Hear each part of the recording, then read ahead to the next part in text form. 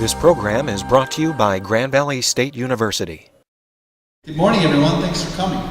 My name is Austin Nuppy. I'm a research assistant at the Hallenstein Center for Presidential Studies at the downtown Pew campus. We thank you for coming to our roundtable discussion of Dr. Cole's presentation last night. The format will be pretty straightforward. We're going to open it up to questions. Dr. Cole gave a great presentation, but as always, there's never enough time for Q&A. And so we really want this to be a chance to ask questions, really wrestle with his arguments and what he talked about. What I'll do is I'll first introduce our moderator, Majd Al-Mullah, who is the director of the Middle East Studies program here at the Allendale campus. He currently teaches Arabic and Middle East Studies courses on civilization, culture, and literature. Dr. Al-Mullah's research focuses on the role of classical Arab poetry and court ceremony, but he also works on the contemporary Arabic novel. Majd received his PhD in Arabic and comparative literature from Indiana University. So please help me in welcoming Majd Al-Mullah.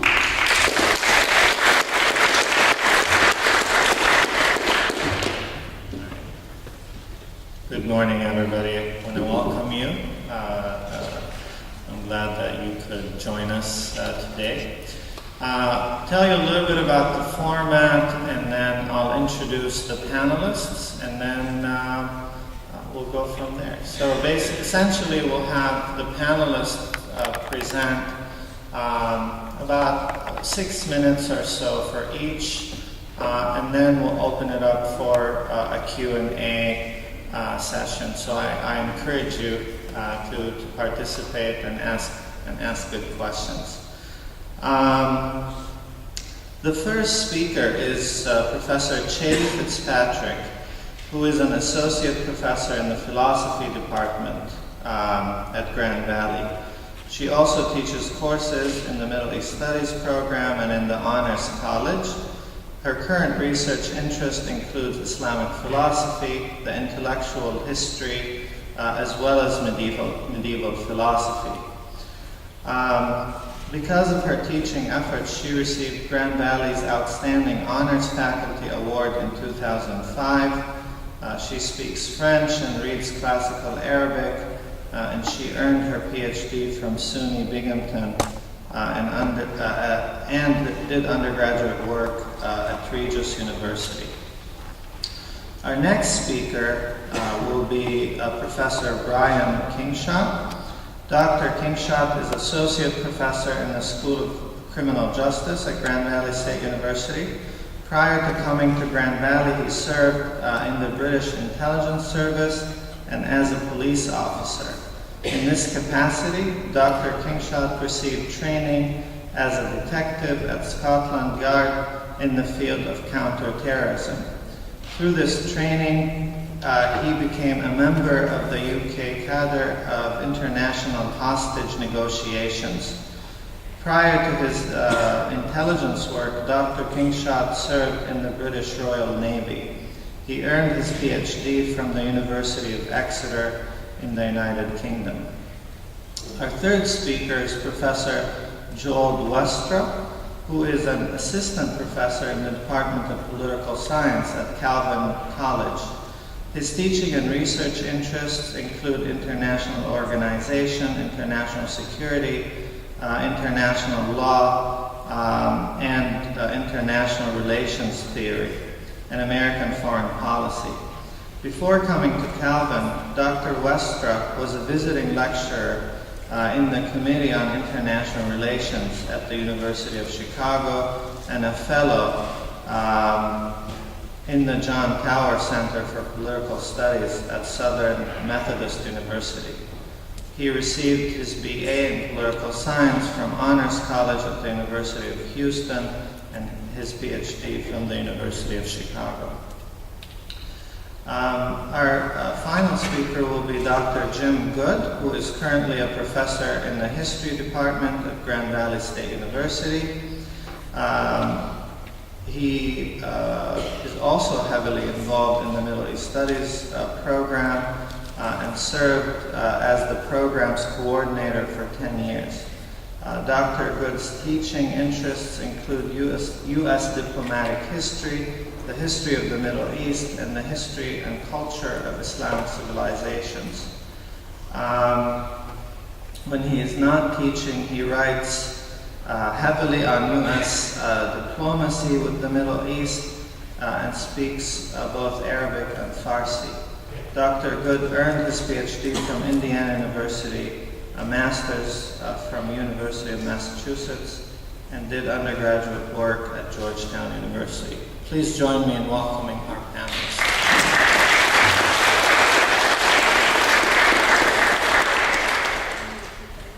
Okay, and without further ado, we'll start with Professor Fitzpatrick and go in this order. Thanks. Oh, yeah. Okay, well, I wanted to start my comments with the references that Professor Cole made last night to the 5 countries and the relationship between the Obama administration and American policy and how we're doing. And so he mentioned Pakistan, Afghanistan, Iran, Iraq, and Israel. And I wanted to focus just for a few minutes on Israel and what he called the Israeli stalemate. He devoted actually, I think, the least amount of time to this. And in particular, the reference to American security and how the ongoing conflict in Israel and Palestine affects U.S. security. And on this point, he alluded to 2 ideas. The first one is that this conflict is very prominent in Muslim media, that not just in the Arab world, but in the Muslim world at large, you have ongoing discussions and criticisms of the conflict, and in particular, America's role or perceived role in the conflict and seen as their ongoing support of Israel. And related to this, he had up on the PowerPoint presentation, but didn't really talk about it, is the Petraeus briefing, which refers to the Central Command posture statement, which was issued in January of 2010, that stated concern over the possible weakening of American influence in the Arab world due to the criticism that governments and even relatively friendly governments with the United States have towards U.S. policy, or lack of criticism, or lack of sufficient criticism towards Israeli policy. So there's been a lot of discussion about what the Petraeus statement meant and whether he really said it, and he's actually come in and weighed in on it a couple of times. I won't get into that unless you want to. But to summarize what Professor Cole was saying last night, when he referred to it as a stalemate, when he weighed in on each of these 5 areas, when he talked about Israel, he said there's a stalemate. And it seems that with respect to the Obama administration, he's referring to, on the one hand, there seems to be very little by way of an actual movement towards how to bring about a peace process and a 2-state solution to the conflict. And on the other hand, there is, you could call it unprecedented rhetoric from the Obama administration, so in ways that we've really never seen from an American administration in terms of criticizing certain actions of Israel, such as the settlements, ongoing settlement building. More recently, the criticism has been directed towards settlement building in Jerusalem, but the settlements in the West Bank as well. And the second thing that is fairly new is a criticism on the part of the U.S. government about how this conflict affects U.S. security. This is a change in American basic policy towards the Israeli-Palestinian conflict that we haven't seen before. So when he's talking about a stalemate, I believe that he's really trying to figure out where is this going to go? Is the Obama administration going to stake a claim and try to move the peace process forward, or is it not?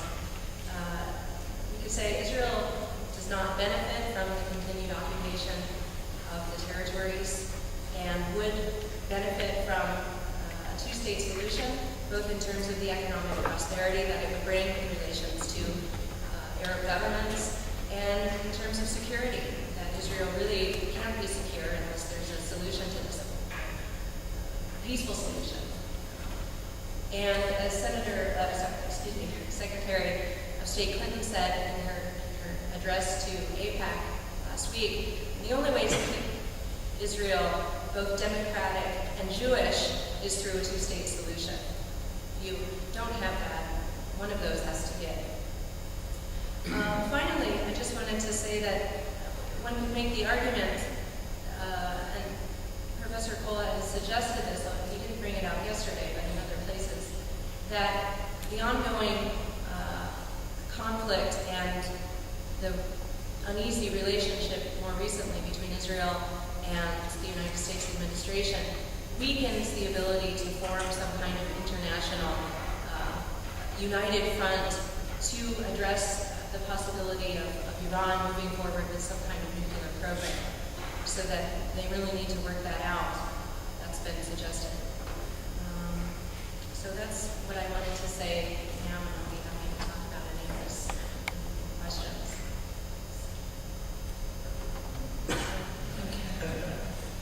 Good morning. I want to go back to something, the sort of opening statement in Dr. Cole's book. He says the Muslim world and the West are in a standoff. They are, and being a British citizen and Britain's colonial past has actually led to many of the problems that we have today.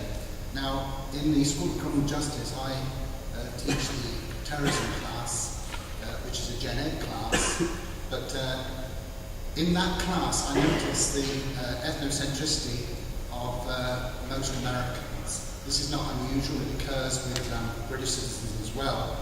But when I start the class, I usually start by saying, I need you to tell me what you know about September the 11th. And the response is invariably, well, it's Muslim fundamentalists and the bombing.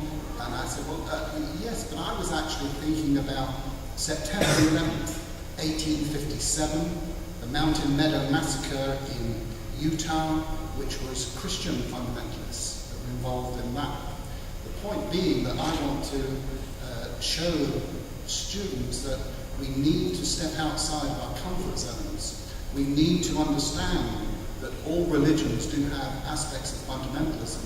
And when we look at the Muslim world, it's a very, very small percentage of fundamentalists we're looking at. From a Western culture perspective, we need to look to Islam because it was the Islamic scholars that were able to translate Aristotle and many of the other Western philosophers.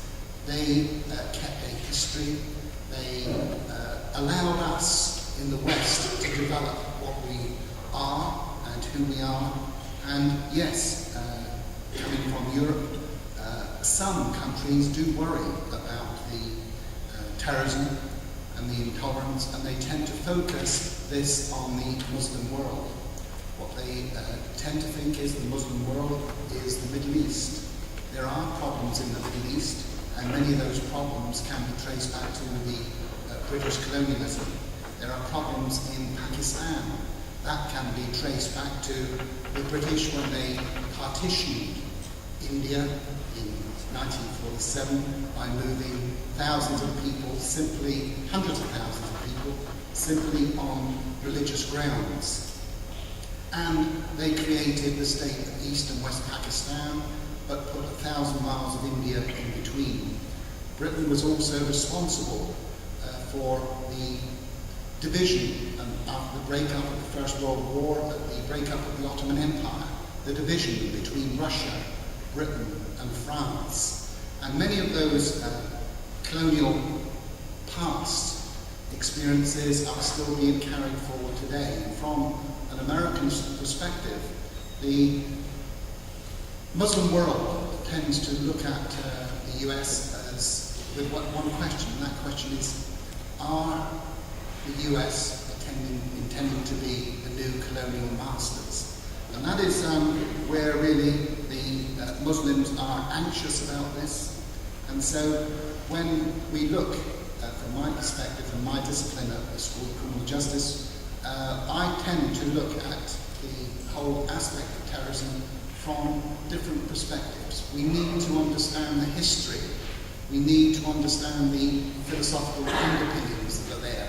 We need to understand the international law. We need to understand the effects of colonialism, but most importantly, we need to look to the past to learn how to deal with the future.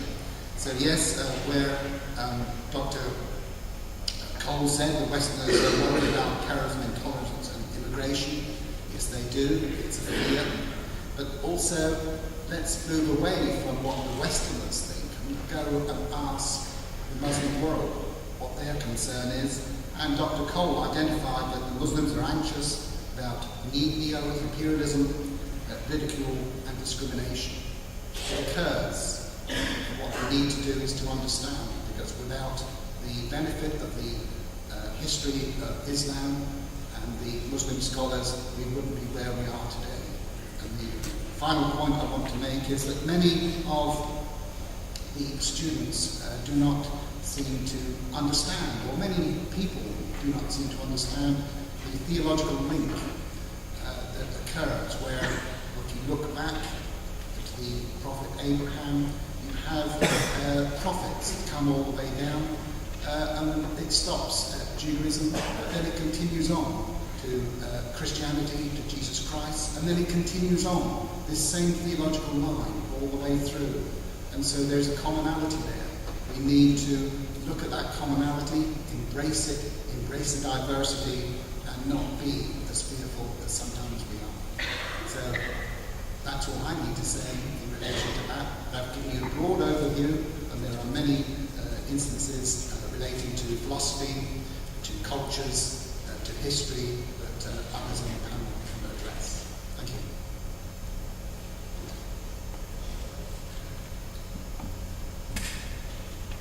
Thank you. It's a privilege to be back at Grand Valley State University as part of another Allen Stein Center event and as part of such a distinguished panel. Professor Cole presented a very broad-ranging talk last night, packed a lot of things into an hour and a half. And at the end, there were two questions raised, the very last two questions that I thought were very important questions. Incidentally, I was seated between the two speakers who asked them, so I was quite pleased to hear that they were asked, and they were asked by those seated next to me. But those final two questions, one of them dealt with non-state actors, Al-Qaeda. Where does this movement come from, and why do they hate us, so to speak?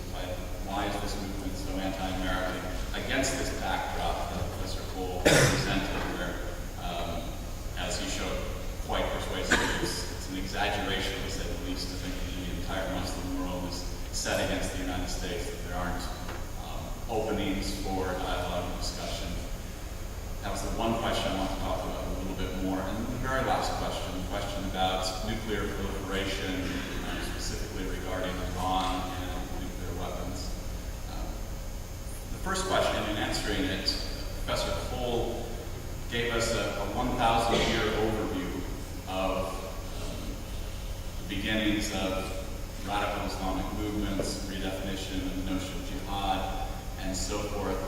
Of course, in a 1,000-year overview, some years will be missing, but I thought it was interesting that there was a very important decade missing from the answer he gave. He was constrained by time, of course, but I wish he had said more about the decade of the 1990s. His answer, in some sense, skipped from 1989, the end of the struggle against the Soviet Union in Afghanistan, to 2001. The United States invasion of Afghanistan.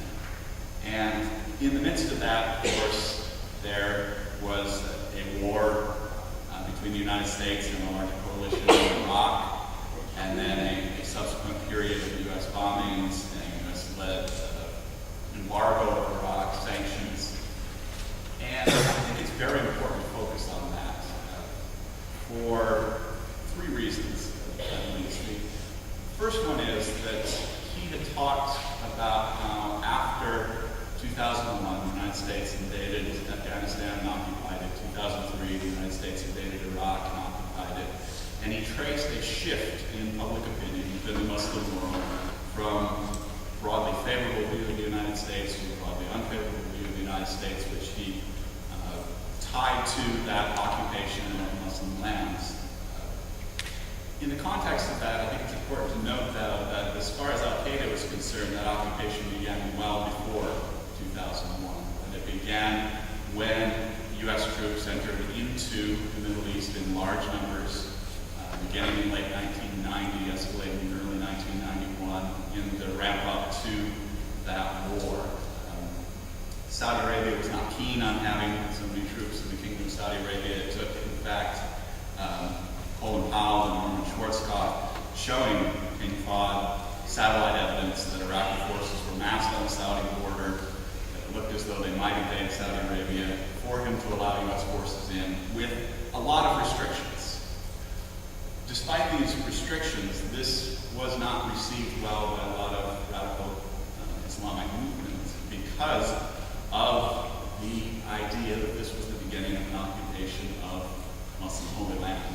There would be Western forces in the Middle East in large numbers, and there were. And so that's very important to understand in the campaigns begun by Al-Qaeda against the United States throughout the 1990s, the embassy bombings in East Africa, the USS Cole bombing, and so forth. And so I think it's important to understand that period as part of the perception of occupation, even if that perception wasn't shared as broadly by the Muslim world as it was once the United States formally occupied Afghanistan and Iraq. The second reason I think it's important to consider that period is the consequences that it had for Iraq, not just the period of warfare, the destruction of the Iraqi military, but the subsequent period of bombings, of sanctions. Estimates are, this is a number that one hears quite a lot, that up to 500,000 Iraqi children died directly or indirectly as a result of sanctions over that decade. That is similar to the estimate that's been made now of 500,000 Iraqi civilians dead as a consequence of the U.S. actions post-2003. Again, this suggests that it's not just a post-2003 concern, at least as far as Al-Qaeda saw it. Finally, and this gets us transitions to the second question, the United States was very concerned already in 1990, 1991 about Iraq's nuclear program. Upon invading in 1991, it discovered that Iraq was far more advanced in its program than U.S. intelligence ever realized. It was only a few years away. And this created a lot of the concern in 2003, where there wasn't clear intelligence to suggest that we were wrong in a bad way the first time, we could be wrong in a bad way the second time. We haven't had good intelligence in 5 years since Iraq kicked out the inspectors in 1998.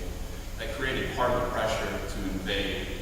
It certainly must be influencing the minds of policymakers today regarding Iran, which does bring us to the second issue of nuclear proliferation. Professor Cole presented an interesting answer to that question, that he believes Iran is pursuing what he called the Japan option. Japan refers to itself sometimes as a virtual nuclear power, that it could very quickly become a nuclear power.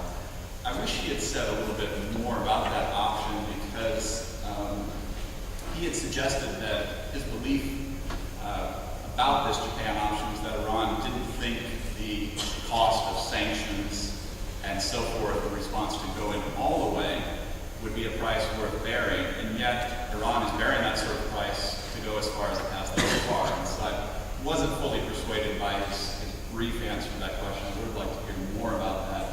More importantly, though, I wish he had said a little bit more about why this would be important.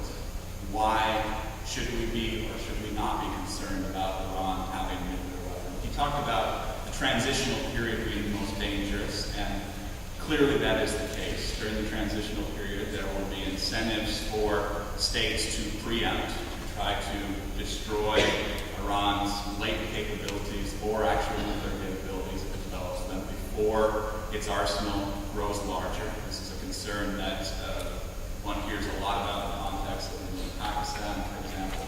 So one of the concerns about proliferation is that transition period and the incentive states have to preempt. The Pentagon actually ran a war game about 2 weeks ago, less than 2 weeks ago, that was talking about the scenario of Israel attacking Iran's facilities, what would consequences be. This plays directly into that danger of transition period, the preemptive transitional period, once Iran has a small arsenal, there is a concern of any state with a small arsenal that if there is some sort of conventional struggle, that the sorts of targets that could be targeted in conventional war could be perceived as a preemptive strike on nuclear capabilities and result in an inadvertent nuclear escalation, which is also another important danger of that transitional period. Beyond that transitional period, though, I think there are other dangers that are important, particularly in the case of Iran. One danger that's often discussed in general about nuclear proliferation is the danger of accidental or unauthorized launch, focusing specifically on civil-military relations, who controls the weapons, will the military be more likely to launch them than the civilian leadership might, and would we then end up with some sort of overreaction in nuclear war that we never wanted? I think this is a particular concern in Iran since it's not clear where control is of many decisions being made, which Professor Cole alluded to, who is overruling Ahmadinejad on these issues. So who would be actually controlling the nuclear arsenal? What sort of decision-making would that entail? Would deterrence be effective under such situations? And finally, a second concern, once that transitional period is passed, is the concern of leakage. Simply put, the more nuclear weapons and material there are, the greater the likelihood they could find their way into the hands of non-state actors who would not be deterred, because classical deterrence requires a target against which to retaliate. The non-state actor doesn't have territory, therefore doesn't have a target against which to retaliate. If non-state actors were to get their hands on nuclear weapons, we would have a much more dangerous situation indeed. And there were feeble arguments made about Iraq's links to terrorist actors and why it would be a concern for Iraq to have a nuclear weapon. There are much stronger links, of course, between Iran and non-state actors. And so if that concern was at all valid in terms of Iraq, it certainly is much more valid in terms of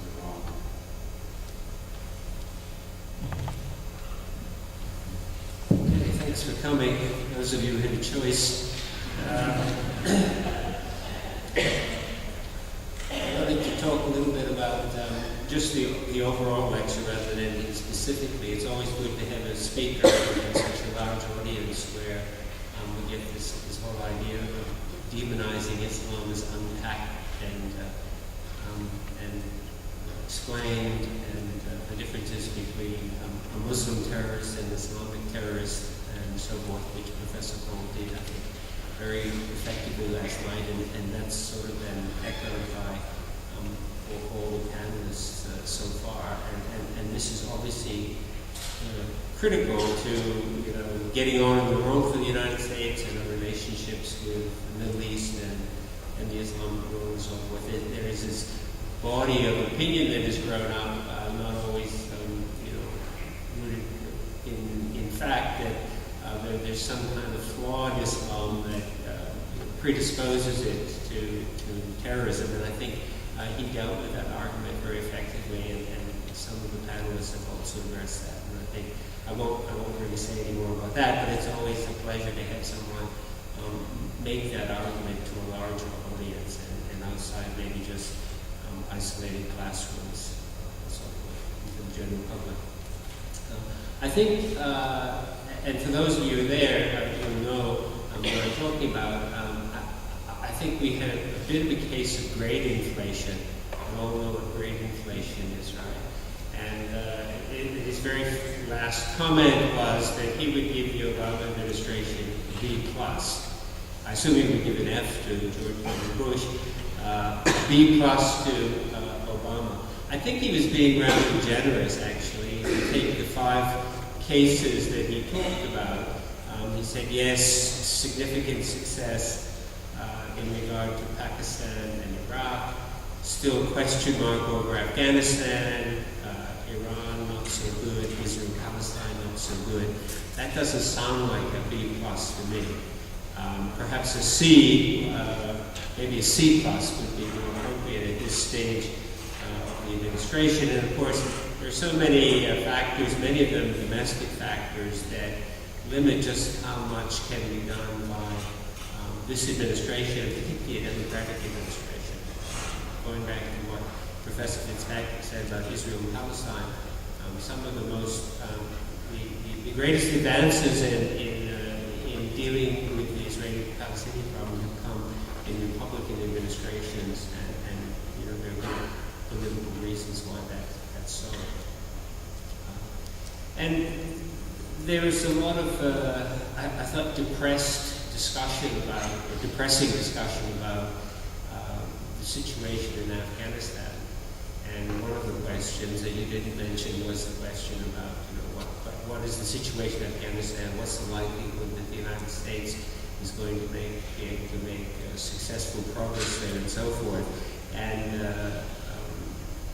Professor Cole on that front didn't think that the chances, certainly of making rapid success there, was very likely, and there was a reference both by the questioner and by the speaker of the tribal nature of Afghan society and so forth. And I began thinking about that on my way home last night, and this whole approach. And this is the approach that I think we all take. It is kind of a top-down approach to all of these issues, kind of the macro approach. But I was thinking in the case of Afghanistan particularly, perhaps the kinds of activities and programs that Greg Mortensen has been engaged in Afghanistan, and some of you may be familiar with him, the author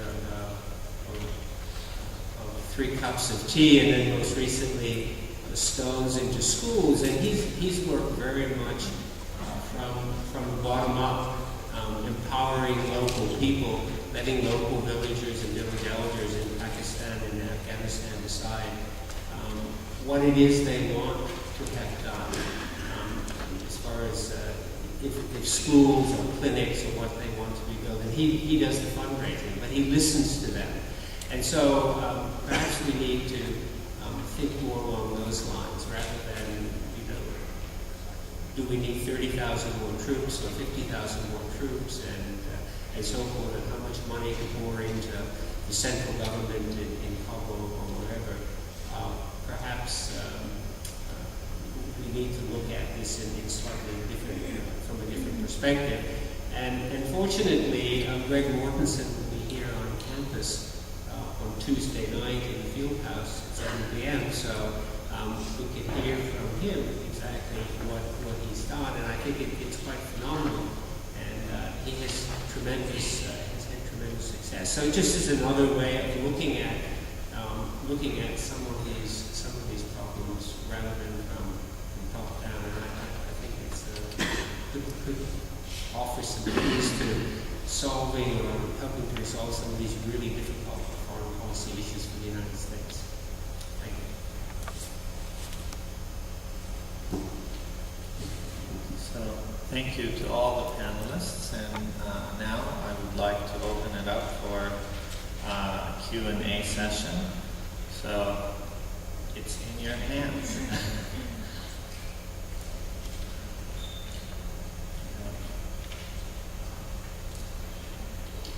May I ask a quick question? Do the panelists have questions to each other? Well, we discussed that. We thought that we would open it up as a possibility. I mean, the panelists can ask each other, or if there are questions from the audience, we're happy to take those as well. I'm not sure I can articulate this very well, but we've been treated with Dr. Cole to certainly a definite point of view. The uneducated in the field, as you all are, typically wonder in the academy why you never get another side of the story. Are any of you willing to, not in a long time, but make a brief case as to what the policymakers thought about and what they purported to do for the 8 years of Bush administration, and why it might be reasonable, although we may not agree with it. Is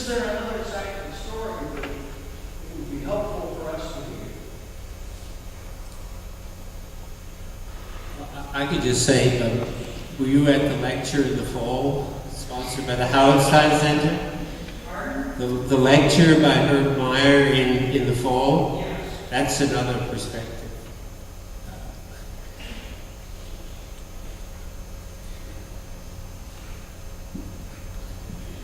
To understand what the Bush administration was trying to do, one has to put a lot more emphasis on the issue of nuclear proliferation than Professor Cole did.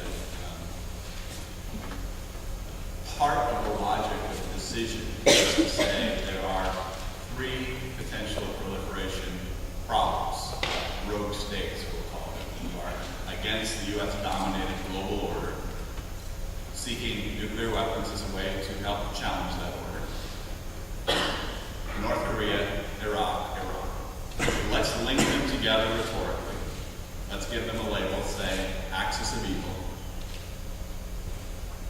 We will give them that label simply to represent that we in the United States believe them to be rogue states because they are challenging the U.S.-dominated international order and seeking nuclear weapons as a way to do so, or potentially seeking nuclear weapons as a way to do so. Which one can we best address? We have North Korea, whom the Clinton administration came very close to bombing in 1994, extremely close to bombing in 1994, who is quite far along already, has approximately 13,000 artillery tubes aimed at Seoul, South Korea, which it would make quick use of if it were bombed. A mountainous country, a country that the United States fought a war in before with not very satisfactory results. Not such a good starting point. Professor Cole laid out pretty well why Iran wouldn't be high on the list if you're going to deal with one island. A large, nationalistic, mountainous, well-armed country. And then you have Iraq. You have Iraq that is a country whose military had largely been destroyed by the United States in 1991. In fact, an important aspect of the war in 1990-91 was to disarm Iraq, so that Iraq wouldn't be a threat to stability in the Middle East. The balance of power had shifted such that most policymakers saw Iraq as the bigger threat than Iran. Iran had been weakened a lot by the Iran-Iraq War in the 1980s. Iraq was strong. It had invaded, annexed Kuwait, seemed that it might be willing to consider at least invading part of Saudi Arabia. At the last minute, Saddam Hussein had actually offered to withdraw with his military intact. The United States had said, no, you may not withdraw with your military intact. So his military was largely destroyed in that war. There were continued bombing campaigns under the pretext of humanitarian intervention, but why would there need to be, say, bombing campaigns in the south that occurs in the north? It was largely an attempt to weaken Iraq's army. So by the time 2002, 2003 comes around, Iraq's army is much weaker. It's the best one. So you've linked together the three rhetorically.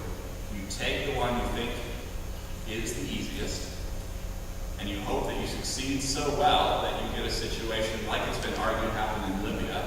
It's unclear how much this really did happen in Libya, but where other states say, oh wow, don't mess with the United States of America. It's going to hold together this global order. It's going to hold together its position. It's not going to let us develop nuclear weapons. That was a part of the strategy. Did it work? Not very well in terms of deterring the others.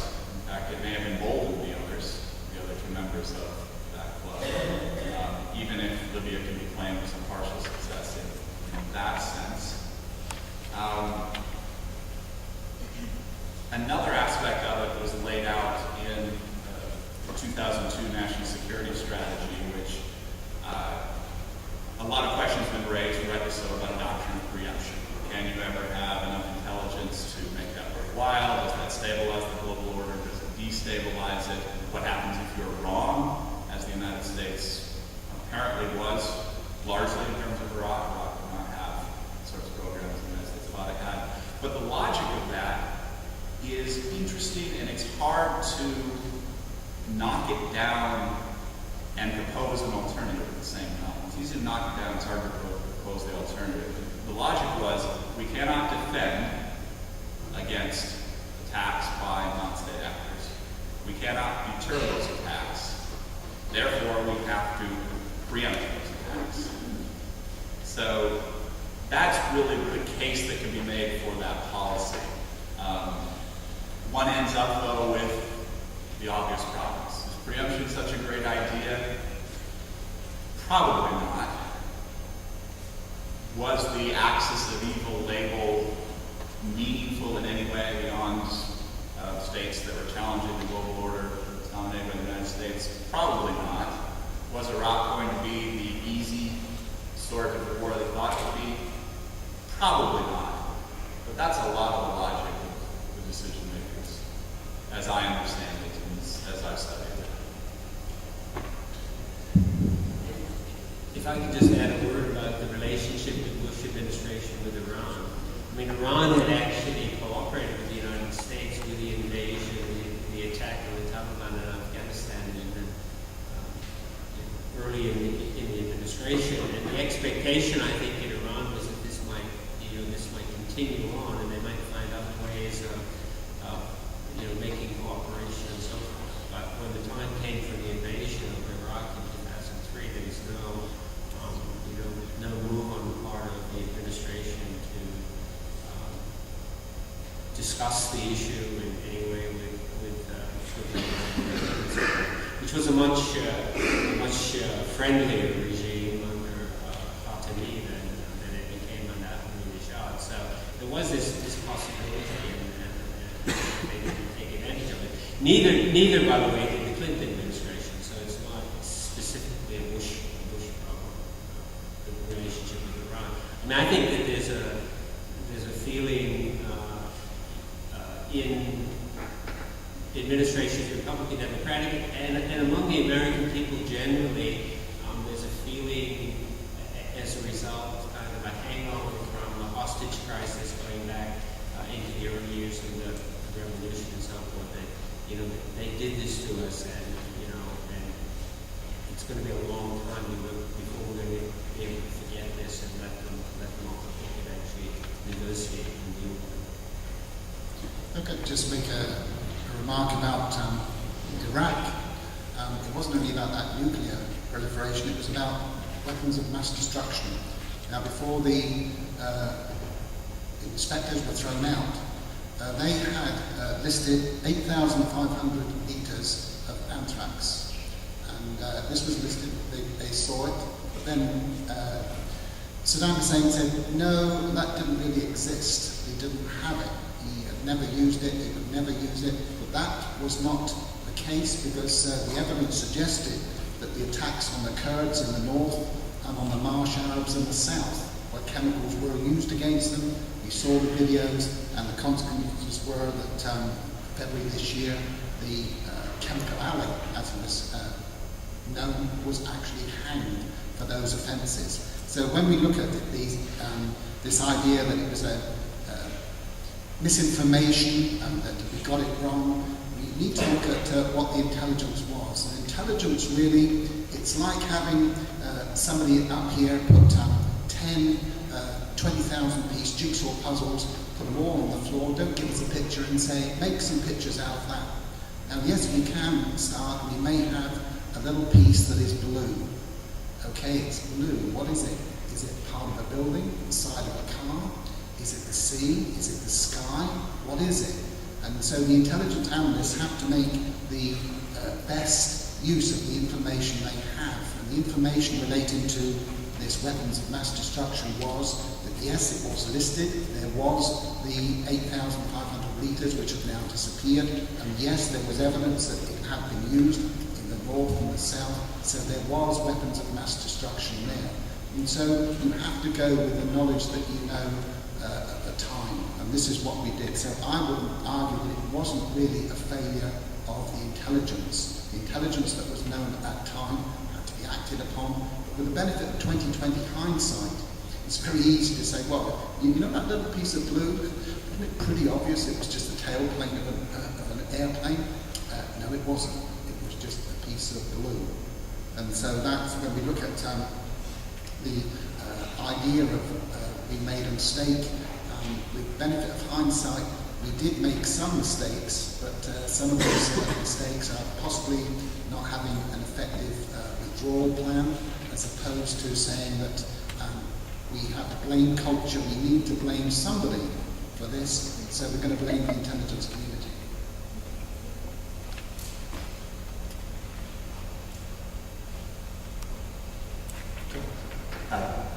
I just wanted you guys to maybe address democracy in the Middle East. Maybe one of the smoke of the years after our mass non-finding. Is how important is pushing for democratic governments in the Middle East? What role does the U.S. play in that democratic process in Iraq, in Palestine? And then how does the U.S. position herself towards Egypt, towards other countries in the Middle East that may be closer to us, but lack democratic government? Thank you. I'll just take a part of that about Iraq, and it relates a little bit to the discussion that we just had. The rhetoric changed when the Iraqi war started and it became evident that there was a problem finding weapons of mass destruction. And it changed from finding those to regime change, and the idea that Saddam was a thug, it was good to get rid of him, and democracy was a good thing. We can bring about a democracy in Iraq, and that alone can almost justify the invasion. There were problems with that, as we can see. So I guess, and the question seems to be that you're asking in part is, how serious is our commitment to democracy in the Arab world? Can you bring it about? And what does that really even look like? Because you can have a so-called democracy, you can have free elections, for example, but what does that mean in relation to how people live their lives? What kind of government relationship does that have with the United States, et cetera? So in terms of I hate this term, but Arab streets, I think that there's reasonably some skepticism about American commitment to democracy, and that skepticism comes both from Iraq, it comes from Palestine, and the reaction that the United States had with the election of Hamas in 2006, and it comes from the election initially, and then once again the re-election of Karzai in Afghanistan, and the kind of corruption that's sort of attached itself to his name. So, I mean, I don't think that anyone would really, well, maybe someone would argue. I mean, I wouldn't argue that democracy is a bad thing. I think that we just have to be clearer about what we mean by that and be consistent with our commitments to bringing it about, and maybe realize that that doesn't necessarily work very well being imposed forcefully.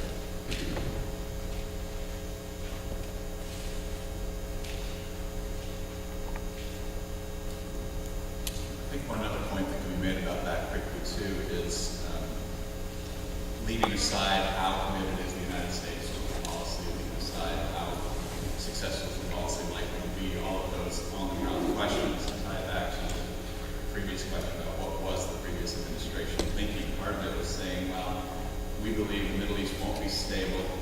There are more nuclear armed states in the Middle East. We believe the Middle East won't be stable unless we can address the Iran-Iraq dynamic, imbalance of powers, or rivalry, and so forth. We believe the Middle East won't be stable as long as there is some support by some regimes for terrorists. How can we solve that? We can sit in the Middle East like we sat in Europe and still do, like we sat in Japan and still do. Hold down one potential threat, try to pacify it, make it less threatening to its historical rival. Wasn't realistic. What else can we do? Well, maybe we can democratize these states. The idea of muscular Wilsonianism is principles that will democratize them. Democracies will get along better. We can fix it without having to put in the long-term commitment of occupation. And then we've seen the challenges with that. That's part of the logic here as well. And that's something that has been assailed in many senses quite rightly as well.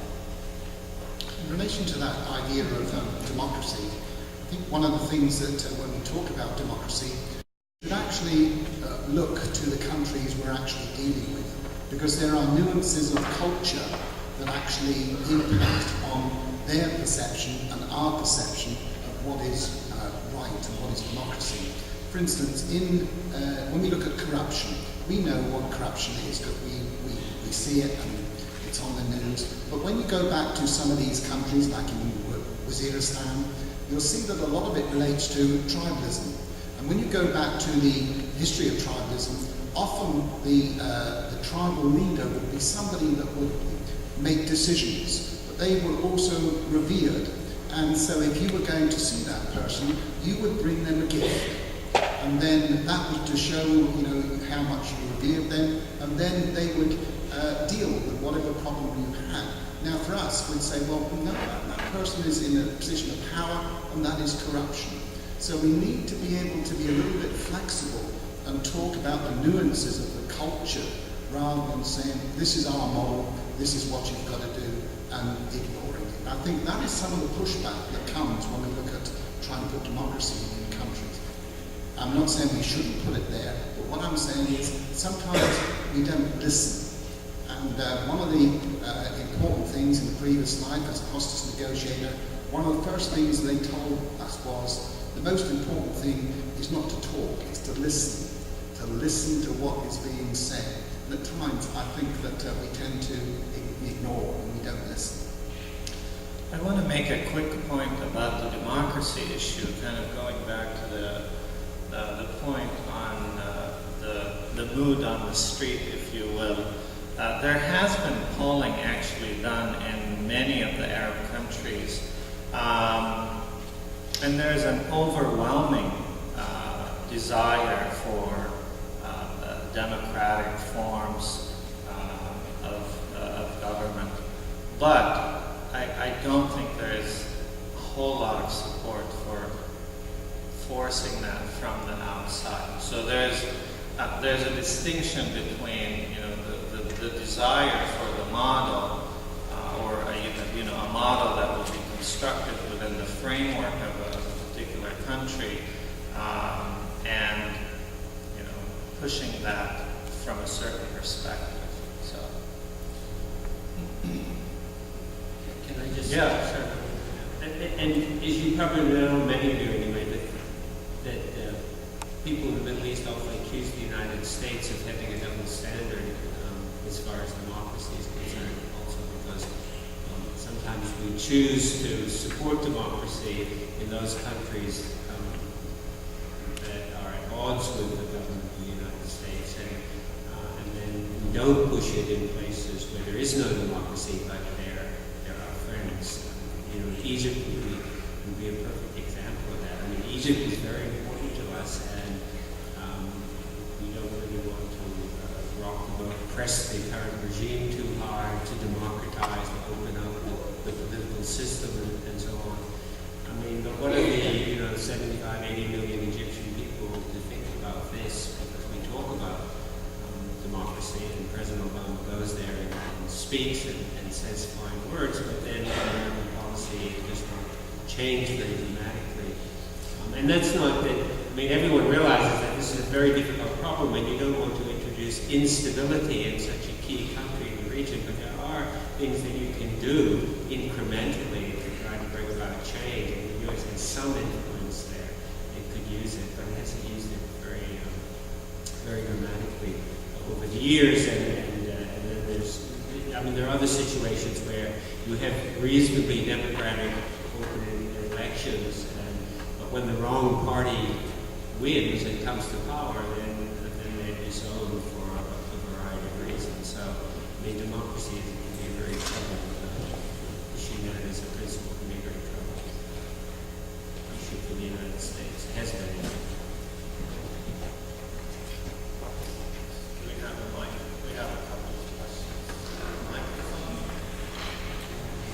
you get the microphone?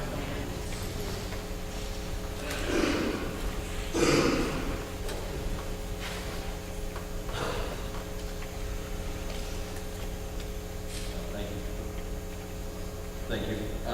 With regards to Afghanistan, what would, in your opinion, be to a realistic timeline with regards to success, any way, shape, or form, and what circumstances would that entail? I think if I knew the answer to that, I would be in the administration. It's a very, very difficult question because there are many issues. It isn't only about the economics. It covers all issues relating to the development of a country that has, for centuries, been very, very poor. It has a very poor ability to support itself, and why the poppy crop is so successful there is because poppies will grow in very, very poor soil and basically in screen. So if you're a gardener and you think you'd like to grow poppies, the worst thing you can do is go and put it in very fertile soil. You need to just throw it in sand and something. So when you have a lot of a country with very, very poor fertile soil, it's very difficult to get a different crop out there. So we've got to look to history to see what lessons we can learn from history. But in relation to a timeline, I think that it isn't only about the US, the rest of the world has got to get involved in this. It's no good for the rest of the world just to sit back and say, well, what's the US going to do about this? Because it's a global problem. It needs a global solution. And I think that our policies have to be realistic in Afghanistan too. I mean, Afghanistan has never had a strong, ever in its history, a strong central government. So, I mean, it can't be one of our policies to suddenly transform the situation between the center and the periphery and create this powerful entity in Kabul. And I don't even think that is actually essential to bringing stability and progress to that country. So I think we have to be realistic in policies that we pursue, and I think we do see some of that with the Crystal and Obama's policy there. So.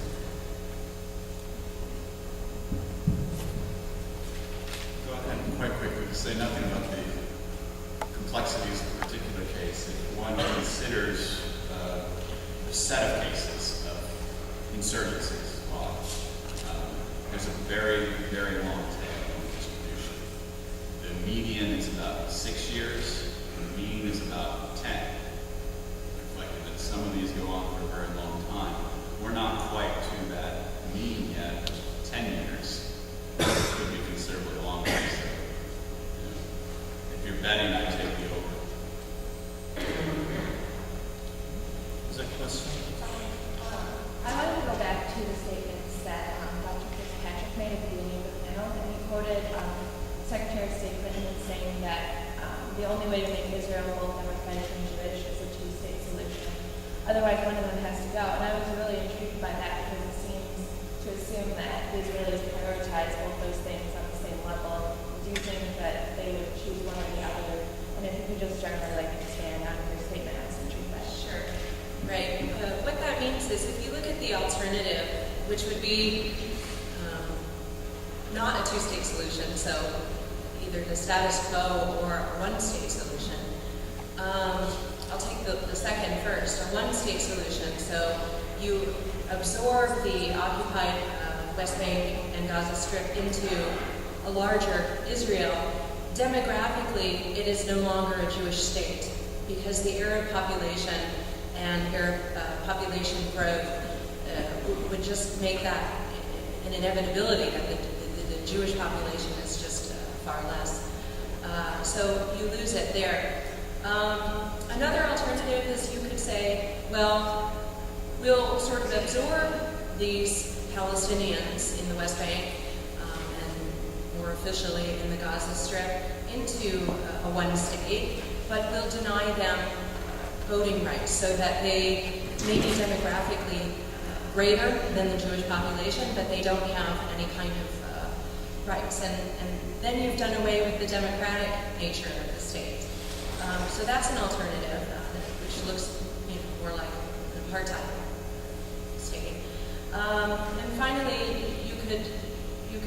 try to sort of do that without officially doing anything, and I think that's possibly the most chaotic of the three scenarios. So her point is really that if you want to stay a Jewish state, demographically that is, you need to do that by withdrawing to the pre-1967 borders, making a Palestinian state out of the Gaza Strip and the West Bank. And in doing so, you can have, one hopes, security and eventually more normalized relations with the rest of the Arab world. And I think with that, if there's a burning last question, we'll take Ashley's question and then we'll have a word. Where's the, okay. Well, go ahead and then we'll take also Ashley's question. Go ahead. Do you think the fact that Israel is the only nuclear power in the region is a stabilizing factor or a threat to stability? What was the question again? We didn't hear it. Israel is the only nuclear power in the region. Is that a stabilizing factor or a threat to stability? Okay, thank you. Well, I think that with relation to the Arab-Israeli conflict, it's actually not as important as the ongoing occupation. The fact that Israel is a nuclear power might cause some sorts of anxiety, but really, in terms of how people conceive of this conflict, it's really the brutality of the occupation that I think is more important than the nuclear issue. My panelists might disagree, but that would be my take. I would actually agree with that statement. When you look at the use of having weapons, it's like when we go back to the Cold War era, both sides had it, and so there was this standoff. And I think that with Israel having it, I think that is become a peripheral issue. We need to look at the fact that when Israel was created, it was 5,900 square miles. After the number of walls, it was expanded to the greater Israel of 29,000 plus square miles. And so I think that issue of the expansion of Israel and the need for negotiation, because let's face it, after every war, there is a negotiation. And so we need to move that negotiation process forward. And I would add to that, I agree with both panelists. I would also add to that, if you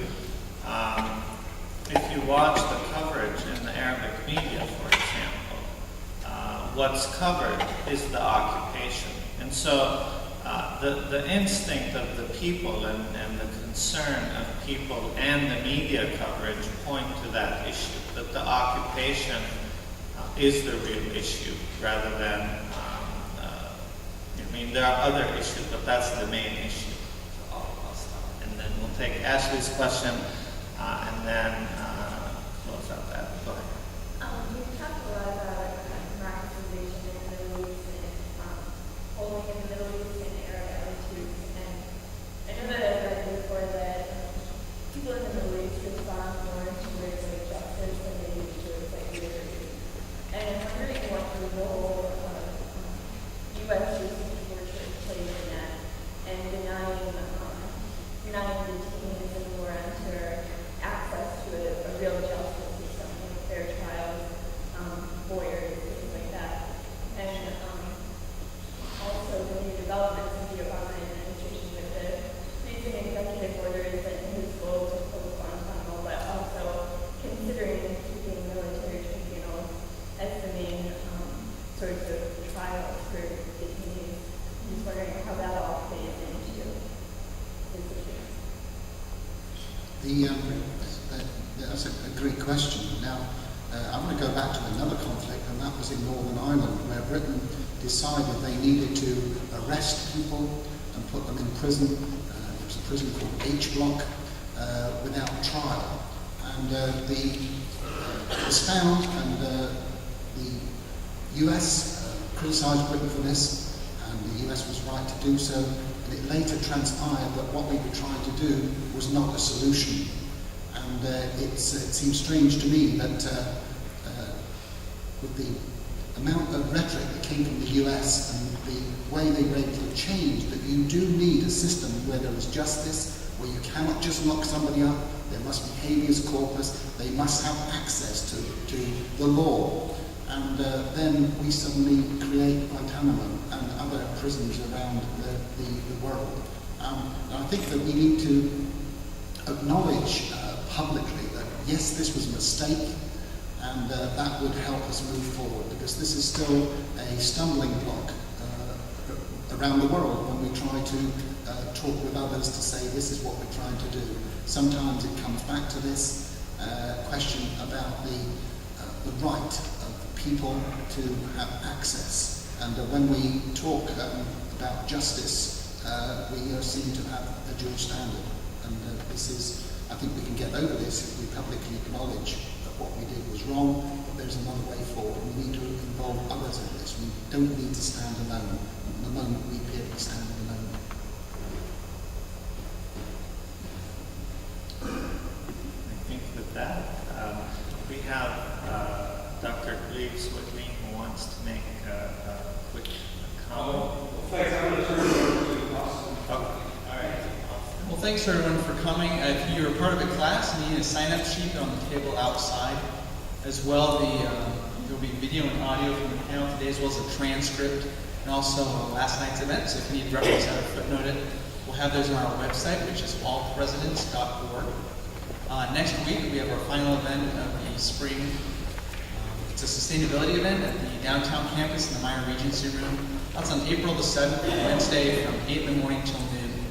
We'll have Mayor George Hartwell talk about his history in the city. We'll also have a lady named Christina Keller, who works with Cascade Engineering, and we'll really talk about private sector innovation. So we appreciate you coming, and we have a little thank you gift for our speakers as well.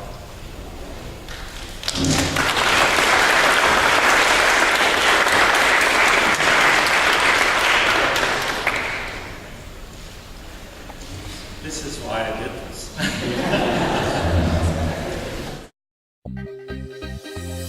The preceding program is copyrighted by Grand Valley State University. Visit us at gvsu.edu.